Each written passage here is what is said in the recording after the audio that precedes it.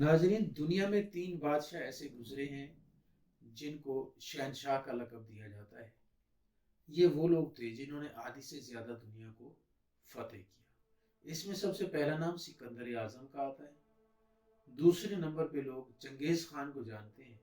Genghis Khan शहनशाह तो ना था, लेकिन उसने आधी दुनिया को फतह किया और जुल्म व बर्बरियत की ऐसी दहशतनाक मिसालें कायम की जिसको सुनकर आज भी रोंगटे खड़े हो जाते हैं। लेकिन अगर हम दहशत और बर्बरियत की बात करते हैं तो अमीर तैमूर भी उनसे कम नहीं था। अमीर तैमूर वो शख्स है जिसे दुनिया तैमूर लंग के नाम से जानती है। अमीर तैमूर अहले यूरोप के लिए एक सहरंगेज शख्सियत थी। क्रिस्टोफर मार्लो ने इस पर बाकायदा तौर पर एक प्ले लिखा था, एक ड्रामा मुरतब किया था जिसका नाम टैम्बरलेन द ग्रेट था।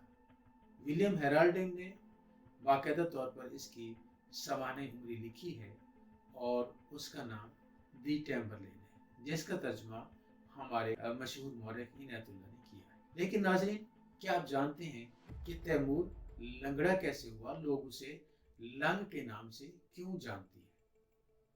नाज़रीन, अमीर तैमूर एक दिन अपने मवेशियों की हिफाजत करते करते सो गया। जब उसकी आंख खुली तो उसने देखा कि उसका दायां घुटना जख्मी हो चुका है और एक मजजूब उसकी तीमारदारी में मसरूफ है। हुआ ये था कि जब वो सो रहा था तो उसे धूप की तमाजत से बचने के लिए अपने घुटने का साया अपने चेहरे पर कर लिया। उसी वक्त वहां से एक मजजूब का गुजर हुआ। उसने सोते हुए अमीर तैमूर की करीब बड़ी तलवार उठाकर उसे उसके घुटने पर दे मारी, जिसकी वजह से अमीर तैमूर दर्द की शिद्दत की वजह से बेहोश हो गया। जब उसे होश आया तो वही मजदूर उसकी तीमारदारी में मसरूफ था। जब तक अमीर तैमूर का जख्म ठीक नहीं हुआ तब तक वो मजदूर उसकी तीमारदारी करता। अमीर तैमूर को कभी उस मजदूर पर गुस्सा आता, कभी उस पर रहम आता। वो इंतहाई परेशान था कि आखिर इस मजजूर नुमा इंसान ने, इस दरवेश ने आखिर उसे जख्मी क्यों किया। जब तैमूर तंदुरुस्त हो गया तो मजजूर अपने रास्ते पर बोली।